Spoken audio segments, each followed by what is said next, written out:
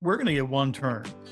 So when people, if they show up at 5 o'clock for dinner or 7:30 for dinner, we are their final thing, which then puts a welcomed pressure back on us. We're delighted to have our staff walk you through the menu and help you feel comfortable with it. What's the difference between the flat iron, the filet, and the filet stack? Can we switch this out for you to get that? We're delighted to be part. We're delighted to take. There were 4 wines on the list when we got there. I got a little exuberant, went to 125, but we're probably at 75. I had to taste them all. That was the key. Hello and welcome to Along the Way, Life's Journey. I'm your host, Buccellato. I've often said that I created this podcast to bring forward guests who are both motivating and inspirational. Today's guest certainly has both those qualities. With a long, varied career of successful endeavors, from sales and marketing, private business, president of numerous national companies, this significant career all started when he was very young, being named the youngest dealer by Ford Motor Company. Additionally, he was a member of the first team All-American Skeet Shooter Team. Then he went on to lead one of the largest prime focus within the national residential real estate industry. After traveling the nation for years, and as he tells it, eating thousands of meals in every kind of restaurant, he decided to do something about it and is now the acclaimed owner-chef of the Lafayette Inn and Restaurant in Central Virginia, named the very best and a must-go. Alan married his high school sweetheart, Kay. Together they have one daughter, and clearly the apple of Alan's eye is grandson Hunter. I have known Alan for more than 30 years and always found him to be a man of faith and integrity. His motto is WWJD. Welcome, my friend, Alan Pyles. Alan, so good to have you here with us. Great to be with you, Carl. And thank you for saying it was only 30 years, because I think that age, wasn't it? I think it might be knocking on 40. That's right. As I said it, I thought to myself, that's not nearly enough. 30 years probably since I saw you last. But getting closer. So, I must say to you that I always think of you as perpetually young, as a confident, committed individual. I remember the first time that we met, we were, I was in my 40s and you were probably in your early 20s at that point. Instead of when you came into the room as a young man surrounded by older people, you expressed such confidence and a stature in yourself that you were never the kid in the room. You were always an equal in the room.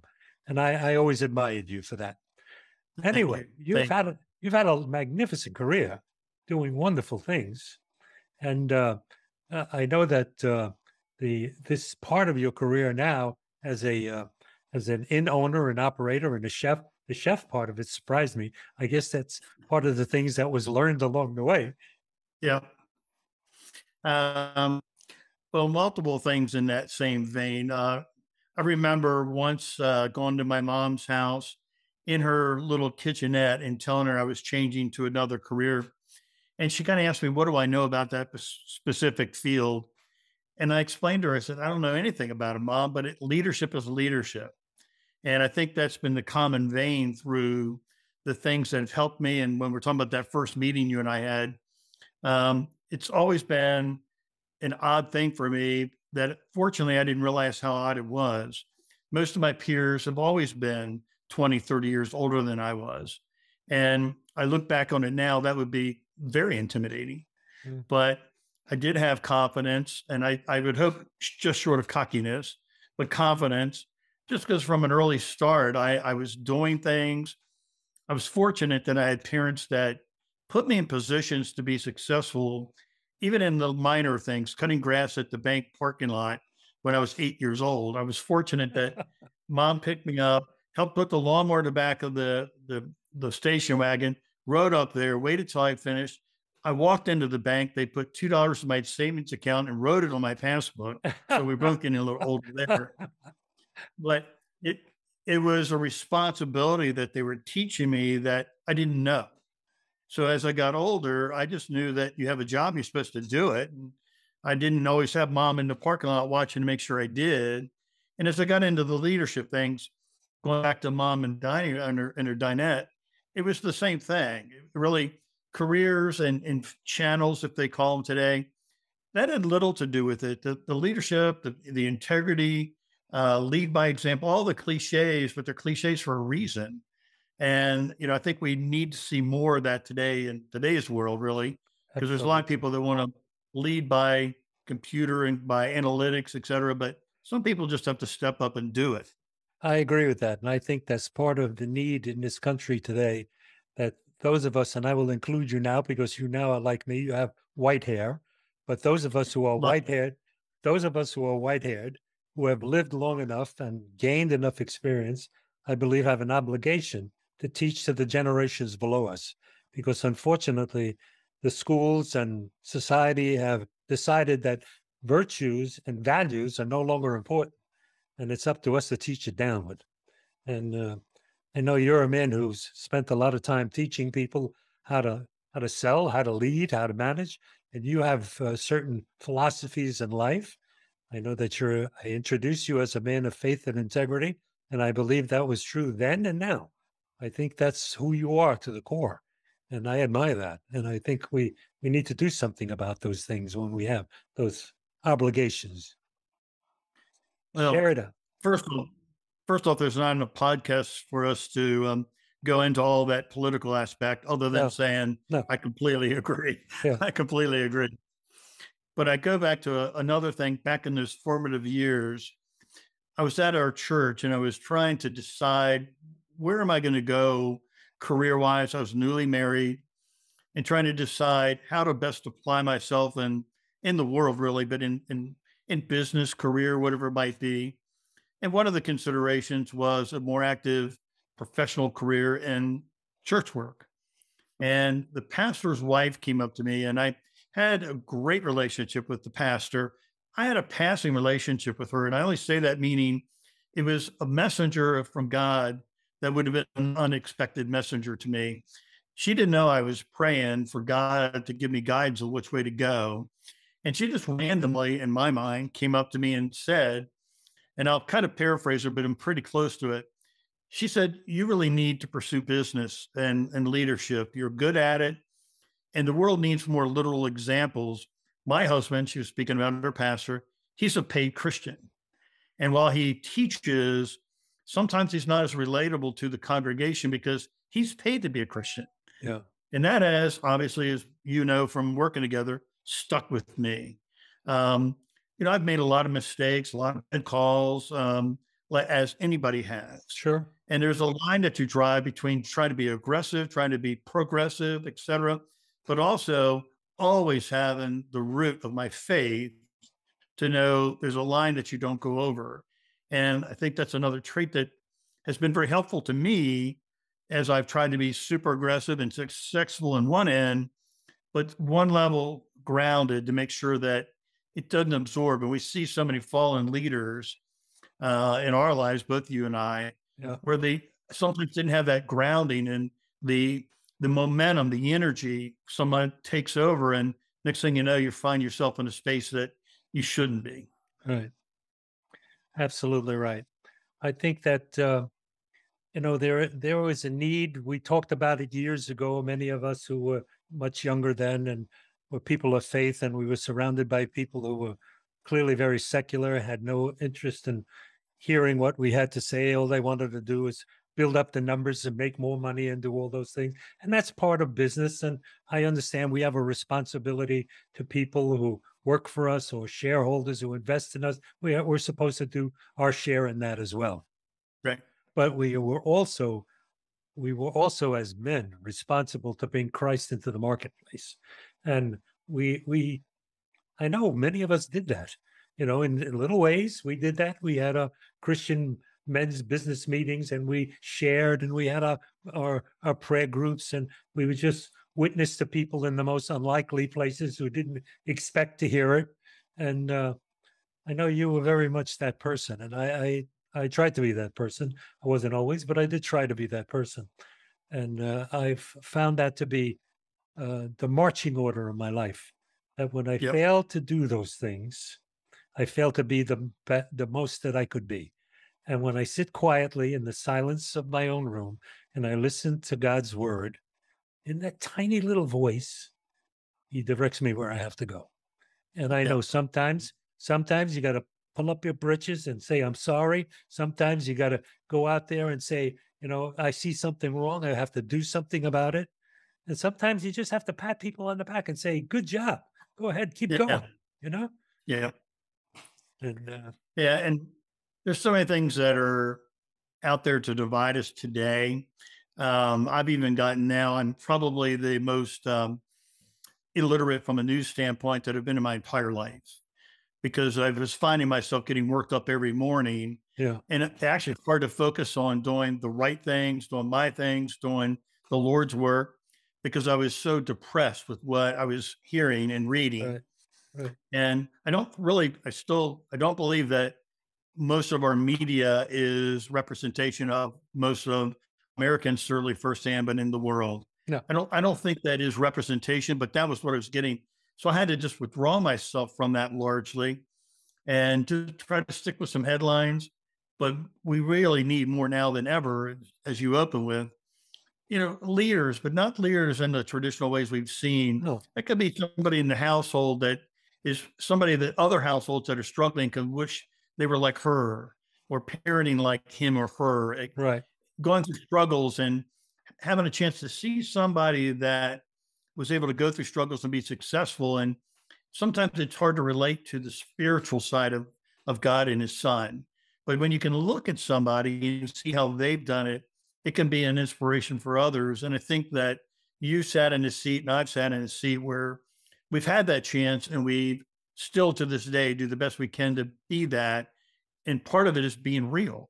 And you Right. mentioned earlier, there are days that we don't have our best days. We're not the best witness, but it doesn't mean that we're not trying every day to be that for ourselves, our family, and others that we have a chance to influence. Yeah.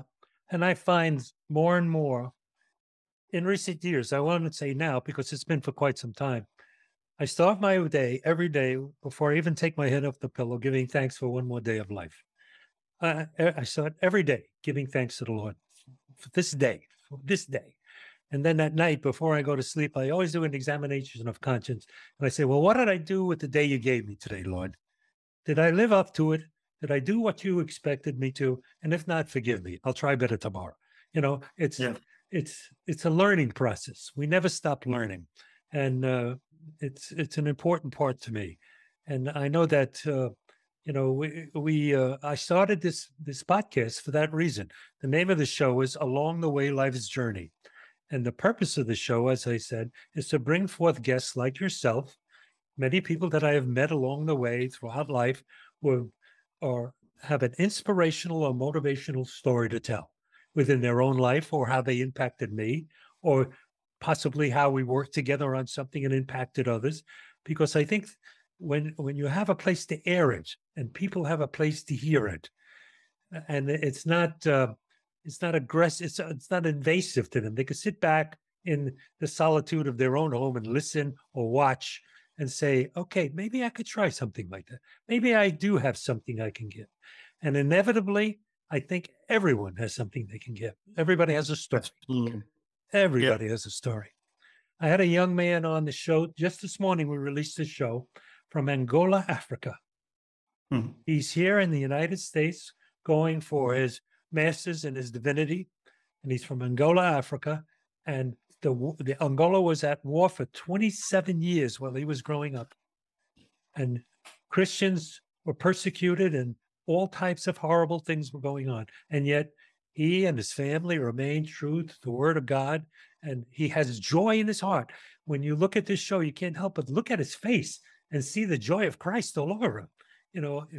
And that is a message that I think people who get downtrodden because somebody said something nasty to them or they're offended by this, or maybe they lost their job and they have a right to feel a little depressed at the moment. But there's joy in everything if you know how to look at it. If you know how to Yeah. listen to the real master, there's joy in it. And I'm guessing most of our audience that this show will go to, we don't have nearly the persecution for stepping up and letting people know we are people of faith. No, And when you see somebody that runs the risk of their life right? for letting people know they believe in Christ, of a sudden our challenges are pretty minor. Yeah. And it should make it even easier for us to live that day, Yeah. knowing we have freedom in our faith and we're not persecuted like that. That's right. I listened to Jimmy Evans and I listened to Dr. Gary Cass, and they talk a lot about end times and the signs that are going on in the world. And it is what it is. If you read Revelation, you could see it for yourself. But one of the things that I think is important is that they've been bringing to light that we in America have a little understanding of how much persecution of Christians has been going on in the last 50 years in this world. And one of the things that I heard just the other night that astounded me, there have been more Christians martyred in the last 50 years than were during the entire Crusades. In the entire Crusades. I mean, that's an enormous number of people. So what does that say to me? It says we live fat and happy in a country where we still have the privilege to say the name of Jesus publicly without fear of being locked up. We still have the opportunity to praise and go to church and live with our families and do the things that have been given to us. But we should never take it for granted. We should encourage Yeah, people to be aware of that and, give thanks for it. So, absolutely. you are now the chef and operator of the Lafayette Inn, who I understand has rave reviews everywhere. The must go best in Central Virginia, or beyond that, I imagine. How far a drive is it from Washington to where you are? We're about an hour and a half south. We're in central Virginia, just north of Charlottesville. I'm biased, but that's why I bought it. It's really in a nice cross right in the middle of the state.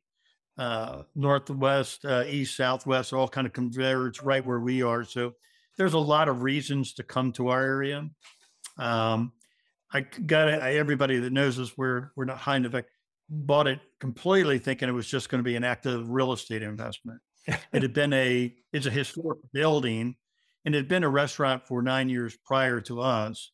So I thought we would just buy the building, lease it out to somebody else, watch it grow, sell it like any other piece of real estate. And let's just say that plan didn't work out. So then I said, okay, going back to my conversations with my mom, I think we're going to have to get in. I told my wife, we're going to have to get in and we're going to have to run this thing for about 5 years, clean it up so we can flip it. She said, okay, I'll give you 5 years. And we're on about a 14-year extension to that 5-year commitment.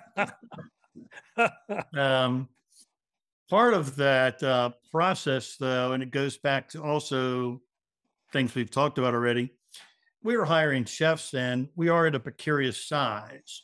We're small, but not just mom and pop. So we were either getting chefs coming out of school, they get on their resume that they're working at a tablecloth restaurant, as they kind of phrase us. And next thing you know, they get popped out to one of the bigger cities and they make more money, et cetera, and good for them. Or we're getting the people that have kind of worn out their welcome into big cities, usually have a lot of baggage with them, and I'm not talking luggage. Yeah. And we're getting them. So I found myself in the kitchen babysitting either attitudes or inexperience, and kind of a revolving door. And, at the end of the day, it's KMI, it's our money. And so I couldn't really allow myself to have somebody that could just walk out the door or just not care when it was our risk. And you and I know each other well enough. Having that customer being satisfied, I understand is what pays the bills. That's right. So I found myself in the kitchen. And one point I told Kay, my wife, I said, we're not going to have this anymore. We're not going to have all the risk and have no control. Because the chefs would just say, what are you going to do? I'll just walk out. And I kind of had to put up with it because I got a room full of diners and they want to walk out. Now, what do I do? And I always had an interest in cooking, but I didn't say it by any means a professional. But I watched them and I finally told her, I'm going to learn this. So the next time they have a hissy fit, I'm taking over. 16 years ago, 2 weeks before Mother's Day, we had 200 people coming for Mother's Day. And one of our chefs had his hissy fit. So what are you going to do? I said, give me the key. And they handed me the key. We muddled our way through that Mother's Day. And I quickly found myself able to reproduce. And I was really copying more than anything else. But as time went on and always being kind of analytical and inquisitive, et cetera, it wasn't long before I really owned it. And I do love the chef aspects of it. It's fun to be able to keep the things moving. We have a niche that we look to fall in. And I think that's my business background that's helped there. We're not trying to be all things to all people. We're not serving the low end. We're not serving the uber high end. We've got our lane. That's kind of cliche, and we stay in that. And we have a really strong reputation as a result. So I love the business. Not sure I won't be retiring fairly soon, just as it's time. But I promise we all have to do that eventually. I'm gonna do retiring better this next time around. I retired finally for the third and final time 3 years ago. Yeah. But I was 77 years old, and enough was enough, you know? Yep. So I must tell you that I've looked at your menus and your photos online, and it looks fantastic. I don't often get up to that part of the country, but if I do, I'll certainly be a guest and come to you, because I like the look of the inn, and I love, what I see in the dining room, because I'm a foodie for sure, obviously. So we are going next week. We are going next week to New York. Well, we're kind of an odd, but a possible stopover. Yeah. But two things. One, if you ever come, there is a price you're going to have to pay, because I remember being with you many, many times. I'm pretty sure it's called Carmelo's. Capriccio. Capriccio. You'd treat us so many different times there, and wouldn't just treat us to the food, but treat us to song. I don't remember a time that we ate there that you didn't eventually get some sort of Sinatra working in the room. So we would require that. I would gladly do it. I love it. My wife is a very good singer. She's a very talented artist, a gifted Christian woman she was in Christian ministry when we married, but she's a speaker, and she's a poet and an artist, and she makes jewelry called "The Stones Will Cry Out," the scripture jewelry, and she's a great singer. So every time we go to Capriccio, one or both of us get up and we sing, and it's still going on 38 years later. Nice. So we do that. My passion for food really actually has a direct tie from times you and I had a chance to work together. I traveled a lot, my business life. During the day, I was with customers, with other reps of ours, et cetera. So at night, they kind of say, "Where are you going to go to dinner?" And without trying to be antisocial, they kind of would point to the left. I said, "Well, maybe I'll see you." And I went off to the right. I wasn't trying to be antisocial. I just needed time to let my batteries recharge and wind down. But it was before iPhones and those kind of cool little gadgets. So I'm eating in nice restaurants all over the United States by myself. Yeah. And you can only look at the salt and pepper shakers across the room, and how are the flours done. So eventually I started to pay more attention to the food, not because I was as interested in food or before foodie was a term, but it was something to pass the time and also slow me down, because when I got back to my room, I'm going to go back to working again. So I became more and more intrigued about food. And I kid not, I grew up in a family. My dad drank scotch. My brother drank beer. The only thing I knew about wine, and I'm not kidding, is there were three kinds: a white one, a pink one, and a red one. And so I would start to, go out to dinner by myself. I want a wine, and I would just ask for a white one or a red one. And sometimes I would like it. Sometimes I didn't. But I didn't know enough to know I didn't know. So I thought some were just poorly made and some were good. And eventually remember specifically the restaurant I was at, the seat I was at, and I said, I've got to change this. I got to do better. So I get my entree, and I look across the room, and a lady's got the same entree. And I told the waiter I want what she has. And so I drank the wine, and I wrote it down because I liked it. And when I started writing those down, I started to realize some were called a Cabernet, some were called a Merlot. And that began my opening up to that aspect of it. And I look back, and really, that's really a visual of my career. Most often, I had no clue what I was doing. I'm sitting in the seat, looking at a restaurant. I don't know what wine to do, but I started looking at other successful people with it and decided I want what he has. I want what she has. And I'm going to start to take in these pieces until I can finally learn who and what I am in that. And then going back to what we said, when I came and you first met me and vice versa, I brought a lot of mini experiences from being young, but I had pretty early starts, as you mentioned. But I didn't really know how to do that business, but I looked around the room and took pieces of what certain ones did, but I also took mostly pieces of what I saw with other successful people at that time in my circle and later on my circle. And I just tried to become 1/8 of 8 different people until I could internalize it until eventually it is who I was and who I am. But that was by taking pieces of it. So it's still what I do today. When I look at a new dish that we put on there, some of our regulars get laughing and say, "All right, where'd you eat?" They know I ate somewhere and I was inspired by something. And I come back and we make it Lafayette style. But isn't that what life is? We come into life and we're inexperienced. We don't know anything. It's those things around us that, if we're wise enough to open our eyes and look at, affect us. Sometimes they affect us just marginally. Sometimes they affect us impactively, very, very enormously. And we have to learn which one of those things are for us to absorb and become part of us, and which one of those things are just to appreciate in someone else. You know, I have a friend, I have a friend who is an Irishman from Staten Island, New York. He was the warden of Rikers Island. He was the warden at Rikers Island, and he retired. He came down here to Florida, and we were out having dinner one night in a restaurant. And I said, "Oh, they have octopus on the menu." And he looked at me like I was going to eat a dragon or something. And I said, "No, no, no. It is just taste it."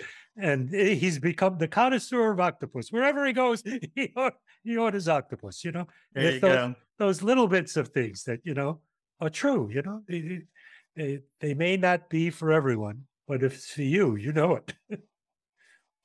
I think, and I didn't know to reflect back earlier on certain things, but as I've gotten older, um, others have asked me questions or how did you learn how to do this, that, and the other? And when I was growing up, again, dating myself, Andy Mayberry was out there, and Andy and Opie were walking down the path, and I envisioned that Andy was always telling Opie these pearls of wisdom. And I don't know if that's really what it was, but that's what I was looking for. And I learned a tremendous amount from my father. But let me say it this way. It took me a while to realize there's lessons to learn, but I never did have that Opie walk with dad. I never remember a time where dad said, "Son, let me sit you down and explain some things to you." However, like just said, I learned so much from it. When I got over the idea that the messages were already there, I just had to look at different ways to receive them. I Yeah. parallel that to Yeah. our lives today, but certainly our youth today. They've got to know what to look for or be willing to look for it. I didn't know which one I wanted, but I knew I had to look for it. I learned so much from my dad sitting in the back seat while he was talking to another business friend of his driving around to building sites when he was building houses. And dad didn't know that he had an active set of ears behind him, taking in every word and trying to learn from that. And that lesson can swing both ways. I was fortunate he was sharing good pearls of wisdom to his Yeah. business partner, Yeah. not knowing he was sharing it to his son too. But as leaders, we never know who's looking. And as parents, we don't know who's looking. And as everyday moms, dads, people, we don't know who's looking. Now, they can be listening to great things from everybody that they come in contact with, or are we sending a message that's not the message that we want as people and certainly as Christians? Right. And when you kind of keep rolling that back over, it just keeps coming back that, yeah, we have good days, bad days. Sometimes we're more harsh than we should be. But at the end of the day, we got to look at the heart. And as you start your prayer at the morning, start in the evening, mine's shower time. That's when I realized I was the most non-productive initially, but also I'm the most focused, particularly as we're older. I don't have to look at my phone, what's going on or what's on the news. Shower is my time. I can focus. So I went decades and decades ago and said, God, this is going to be our private time. And that's where I, like you, I thank him for what I've done and just ask him for guidance through the day. And it helps me cleanse, no pun intended, not only my Uh, body, but my mind and my soul. yeah. I was just thinking, what an appropriate time for all of us who come into this world naked and unclean. Yeah, That metaphor is very obvious, you know. Wash me clean, Lord. that's right. A little dial for everybody. That's wonderful. So part of the motivation and inspiration you got was from your father. Were there any other people that you would like to reference that gave you insights or motivation? And you know, sometimes we learn great things from our fathers, but sometimes we learn things from people that we least expect them from. Yeah. Um, that would be the obvious one. And again, I say it why it's so striking because a lot of people learn a lot from their fathers. Um, I did too, as it turns out. It just took me a while to understand the messages I was getting because they didn't come in the traditional way, which actually became incredibly valuable. Because if he just sat me down and told me everything, I would expected Mm. everybody to sit me down and tell me everything. Mm. Um, there were messages and things to learn, but you got to look for them and listen for them. So that's how most of them came. As I moved forward in a corporate life and had some good success, um, I found leadership, and ironically, comes with a downside sometimes, well, a lot of times, but specifically, the more successful I became, the lonelier I became corporately. Not with my marriage or other things, but corporately, because eventually people that you're leading want to see you lead. They don't want to see a lot of the bumps and bruises. Yeah. The people that you either report to, the investors, the board, whatever they might be, they don't want to see any frailty. Ironically, the people you often relate to the most are your competitors Yeah. because they're going through the same thing, Right. but you don't necessarily want to share that with them. So I created a facetious advisory board for myself. And these people don't know it. Most of them I never met. Most of them are now since perished. But a couple of them that are on my board that I had printed out. So it wasn't even like kind of in my mind. No, I had these printed out. I looked at Ronald Reagan for a different reason than most people that would admire him for that. I had a different reasoning.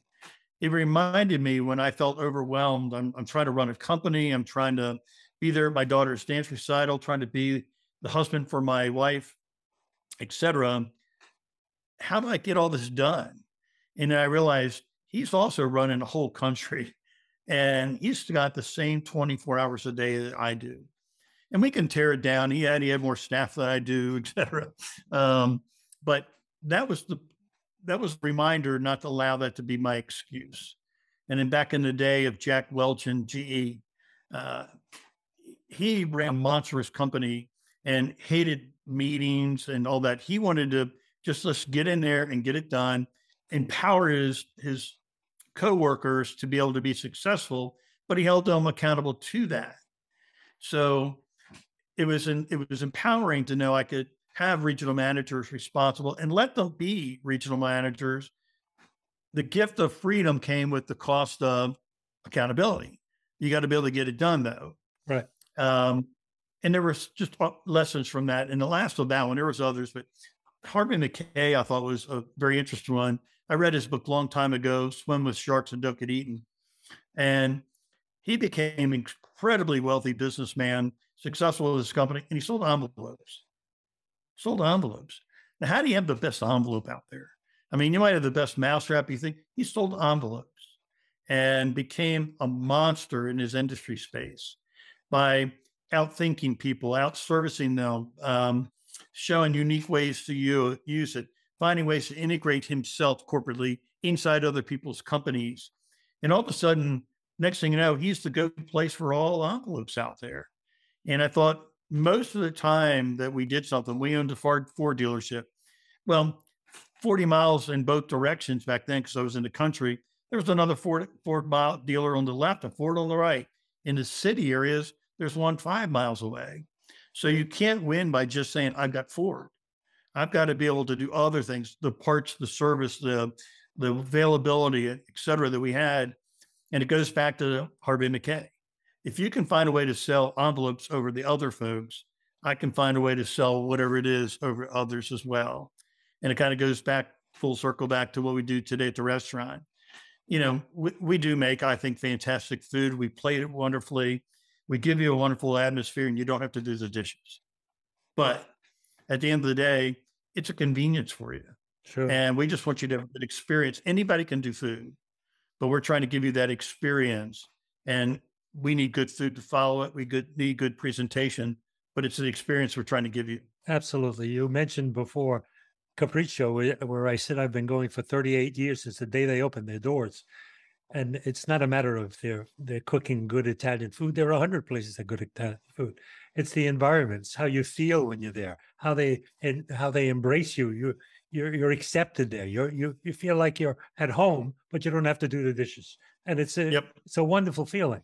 And that's why I keep going back, and that's why people come back to you, because it's customer service. When it boils down to it, it's customer service. What does the customer want? Some people just want quick delivery and nobody talking to them, but most people want to feel like they're part of it. They want to feel like they're known to the people they're doing business with, because when it boils down, it's always the same thing.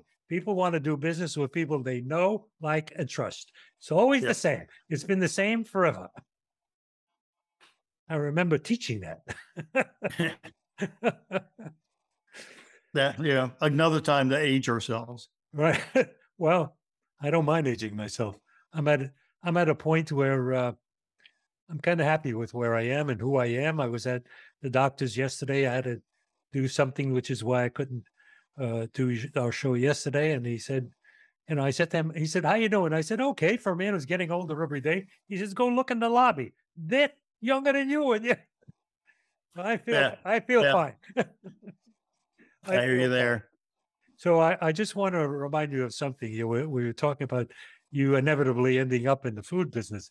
You remember there was a time years ago when you and Kay and your daughter and my wife and I and my son Matthew were in Hawaii, and we were feeding the fish in Hanamawana Bay, the frozen peas in their hands. Yeah. That little boy, Matthew, grew up and he got his master's degree in communications and so forth. But he decided he likes cooking better. And he's been a chef all his life.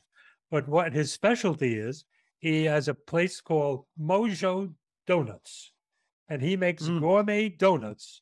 And he was on a national television bake-off and was rated number 2 in the nation. Can you imagine that? That's great. That's great.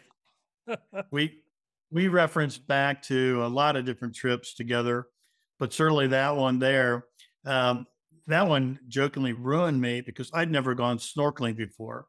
And we were at the Hamabama Bay or whatever it is, feeding the peas to the fish. And I thought, well, this is snorkeling. I need to do this more often. Little did I know that's one of the renowned best in the world. That's right. So everywhere I've snorkeled in my life since, it's been a letdown. Never mentions up, does it? No, it's not nearly as good. It's almost like that was like swimming in an aquarium. Yeah, sure. And safe because of the barrier. Yeah. There's no predator fish coming in on you, which is why we could take the children out. So I would love to do this again because it feels like we just began to scratch at the surface about things we could talk about. But before I close, I want to give you an opportunity to say anything you'd like to anyone you'd like. And by the way, folks, we're going to have all of Alan's contact information on the inn and him personally in the show notes, so you don't have to write them down. If you want to write them, ask him questions on recipes or make reservations or whatever it is, Alan's information will be in the show and some pictures of the inn as well. So what would you like to tell people? Well, I kind of reverse it. The bulk of our conversation today has been our business lives together. I'll go that quickly and I'll end on the end. Since selling my last business, opening up the inn, I really had to focus on the inn mostly, but I've still had the opportunity to do a fair amount of consulting for small businesses, just with the leadership or more often than not, setting up the structural financially of what to do. And I really have found, I love that. But in my prior life, I talk about helping to make people millions of dollars. In the last 20 years, I've helped save people millions of dollars. So often they are energetic and want to go out and start a business, but they didn't really understand the details of the business plan versus just punching in a bunch of numbers. And walking them through carefully not to rain on their parade, but help them understand it. The timing's not right yet. You don't have some pieces figured out. Has really been an interesting and a fulfilling role to play. But I say that because of this, because of something you and I almost touched on a couple of minutes ago. It was a couple of years ago. I was invited to help this gentleman, and much younger than I. So everything that he was talking to me about was like learning a new language, because everything was technology backed. And we had technology, you and I, when we were in business, but it was a supportive function to you and I, not the leading point. This company, everything they were selling was really based on technology, and almost heaven forbid you have to talk to somebody. And my learning curve was understanding what in the world are they talking about with some of this. But I found my value piece back, which I think is still what a lot of companies are still going to miss in the future. The end consumer likes to go on Amazon, click on something, have it delivered to them the next day. But there are still times, if you're building a business, you want to find a way to get a personal touch to that. And I think that's where, you and I still play a role in this, is not doing it, but helping other companies look for ways to make a little more personal touch. Right. Yeah, it doesn't make sense anymore to pick up a phone and call everybody or see anybody, but there's some gap somewhere between no touch and full touch. We came up in full touch. That's right. The world has moved to no touch. There's space in between for the two. That's right. So with that, we're not fast food. You come to us, a lot of restaurants, work on, as they say in the industry, 2.5 turns or something like that. And it's what the name implies. People are going to come, go, and on a half, come, go at a restaurant. Inns have a little more quiet pace, so it's not just us. And we're going to get one turn. So when people, if they show up at 5 o'clock for dinner or 7:30 for dinner, we are their final thing, which then puts a welcomed pressure back on us. We're delighted to have our staff walk you through the menu and help you feel comfortable with it. What's the difference between the flat iron, the filet, and the filet stack? Can we switch this out for you to get that? We're delighted to be part. We're delighted to take, there were 4 wines on the list when we got there. I got a little exuberant, went to 125, but we're probably at 75. I had to taste them all. That was the key. But we do all we can to try to help you with that experience. And if you're on a business meal or a special date, we want to just get your order and leave you be. And others want to just learn, what's the history of the building, what's going on. And we just try to be there to help it be that experience you want it to be. And in the meantime, serve you a tasty meal and a pretty atmosphere. Wonderful. I can't wait to get there. Can't wait. Looking forward to it. I can't promise how soon it'll be, but it's on my wish list. We're going to do it. Not my bucket list, because I'm going to do it long before that, but it's on my wish list. So ladies and gentlemen, thank you for joining us today. I'm so glad you could. We do a new show every Wednesday morning. So this show that I'm filming here with Alan today will probably be on in a week or two on Wednesday morning. And as I said earlier, all his contact information will be in the show notes. And we look forward to doing these shows, and we encourage you, if you know someone like Alan who you'd like to recommend to be a guest on the show, please do write in. If it's yourself or others, tell us a little bit about your story. And many people who have been on my show in the last 50 shows that we've done have come from this type of a opportunity where someone's written in. So please do, and we would love to talk to you. And I remind you that everybody's got a story. You have a story. No one can tell your story like you can. It's your story. Tell your loved ones. Tell your family. Tell your friends. Write it down, because the world needs to know what you have to say. Because when it's too late, it's too late. Make sure you share it with other people. And I tell you what I say to everyone every week. Tell someone you love them today. Wrap your arms around them and say, I love you. Alan, from boy to man, I love you. Back at you, my friend. Thank you very much, Carl. Thank you, sir. Bye-bye, all. Thank you for tuning into the show. I hope that it resonated with you. It certainly did with me. And I hope it encouraged you to realize the true power of your story. As a reminder, new episodes will be released Wednesday mornings on your favorite podcast apps, and also on YouTube as well. Be sure to like, subscribe, and turn your notification button on to ensure that you receive updates on new episode releases. I'm grateful for your reviews and your support. The love is certainly felt. Keep it coming. You can reach out to connect with me on Instagram, Facebook, and LinkedIn, or stop by my website to everypageofturning.com. All links are clickable in the show notes for quick access. Do you think that you or someone you know may be our most inspiring guest yet? Let's hope so. Click on our contact page and get in touch on my website and share your story. I look forward to reading each one personally. My best-selling book, To Every Page of Turning, which was published by Mascot Books, is available on Amazon, Barnes & Noble, Target, and many more popular book retailers. Thank you so much for tuning in today. Till next time, remember that every day is a new opportunity to write your new page in your incredible journey. And it is incredible. You're the only one who has it.